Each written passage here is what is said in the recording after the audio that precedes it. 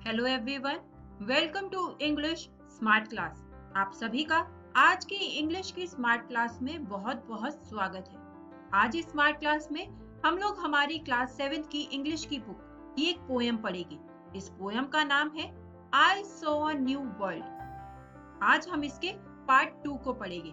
आपको याद होगा कि हम लोगों ने इसके पार्ट 1 को ऑलरेडी पढ़ लिया है, जिसमें हम लोगों ने इसके स्टांजा 1 को पढ़ा, जिसमें हम लोगों ने जाना कि किस तरह से एक बच्चा अपने सपने की दुनिया के बारे में हमें बता रहा है। उसके सपने की उस दुनिया में कुछ भी बदलता नहीं है, सब कुछ एक जैसा है।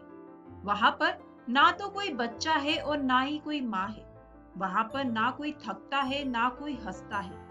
आज हम इस स्मार्ट क्लास में इसके आगे की पोयम को पढ़ेंगे। तो चलिए दोस्तों, सबसे पहले बात करते हैं कि आज इस वीडियो में हमें क्या क्या पढ़ने को मिलेगा। तो आज इस वीडियो में जो टॉपिक्स हम लोग पढ़ने वाले हैं, उनमें सबसे पहला टॉपिक होगा इस पोयम के स्टैंजा 2 की लाइन को।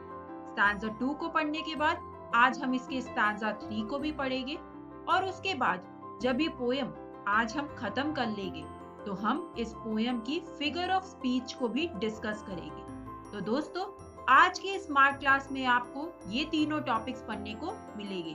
तो चलिए इसी के साथ स्टैंजा 2 की लाइन से शुरू करते हैं। एक एक करके पहले लाइनों को रीड करते हैं और उनका मीनिंग समझते जाते हैं। हमारे पोयम की लाइन कुछ इस तरीके से है। I longed to hear the time clock strike in the world where the people were all alike. Alike का मतलब होता है सेम। अब इन लाइनों में बच्चा कह रहा है कि मैं इंतजार करता रहा, क्लॉक यानी कि घड़ी के बजने का, उस दुनिया में जहां सभी लोग एक जैसे थे। चलिए अगली लाइन देखते हैं, आगे क्या बोलता है बच्चा। I longed for a change, whatever came after. Longed जो कि एक past tense है, उसका मीनिंग होता है to want something very much. I longed for crying. I longed for laughter. यानी कि बच्चा कह रहा है कि मैं इंतजार करता रहा बदलाव का, कि इसके बाद जो भी कुछ होगा, यानी कि चाइल्ड वेट करता रहा कि कब कुछ चेंज होगा, कब कुछ उस दुनिया में नया होगा। बच्चा कहता है कि मैं इंतजार करता रहा रोने का, मैं इंतजार करता रहा हंसने का। और स्टैंजा 2 की आखिरी लाइनें हैं, at last I hear the time clock boom. Boom का मतलब sound loudly. And woke from my dream in my little room. At last यानी कि फाइनली उसने अपने घड़ी की आवाज को सुना। फाइनली उस बच्चे को घड़ी की बजने की आवाज सुनाई देती है, और वो बच्चा उस घड़ी की आवाज सुनते ही जाग जाता है अपने उस छोटे से कमरे में। और इसी के साथ दोस्तों, स्टैंजा 2 अब हमारा यहीं पर खत्म होता है। चलिए अब बात करते हैं स्टैंजा 3 की लाइनों को। स्टैंजा 3 की लाइनें कुछ इस तरीके से है। With a smile on her lips, my mother was nigh. Nigh का मतलब होता है near. And I hear the baby crow and cry.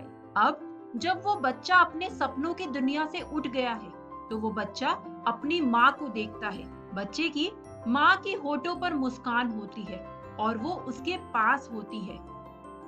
बच्चा अगली ही लाइन में कहता है, और मैंने बेबी क्रो के रोने की आवाज सुनी। चलिए अगली लाइनों को देखते हैं आगे। And I thought to myself how nice it is for me to live in a world like this. और वो बच्चा कहता है कि मैंने खुद से सोचा कि ये सब कुछ कितना अच्छा है कि मैं इस दुनिया में रह रहा हूँ, मैं इस दुनिया में जी रहा हूँ, where things can happen and clocks can strike and none of the people are made alike. बच्चा क्यों खुश है इस दुनिया में रहकर? क्योंकि जहां पर चीजें होती है, जहां बदलाव होता है, जहां घड़ी की सुइयां बजती है, अलार्म बजता है, जहां पर बच्चा इस दुनिया में इसलिए खुश है क्योंकि यहाँ पर एक जैसा कुछ भी नहीं है। हम लोग सब कोई एक दूसरे से अलग है। और दोस्तों, इसी के साथ स्टैंजा 3 अब हमारा यहीं पर खत्म होता है।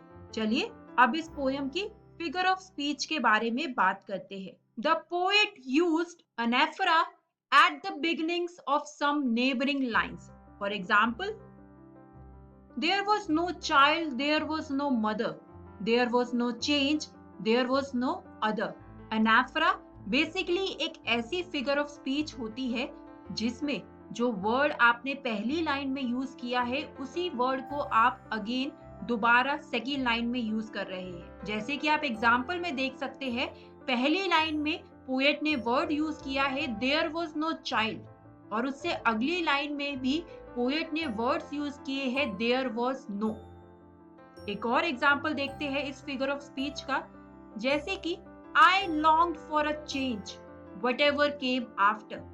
I longed for crying, I longed for laughter. Again, same repetition यहाँ पर यूज की है पोएट ने। इसका एक और एग्जाम्पल है हमारी पोएम से, I heard the baby crow and cry, and I thought to myself, how nice it is.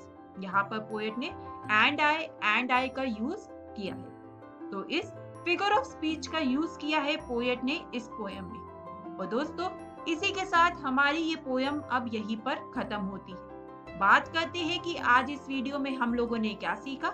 आज इस वीडियो में हम लोगों ने स्टैंजा 2 को पढ़ा। स्टैंजा 2 में हम लोगों ने देखा कि किस तरह से अब वो बच्चा बदलाव का इंतजार कर रहा है।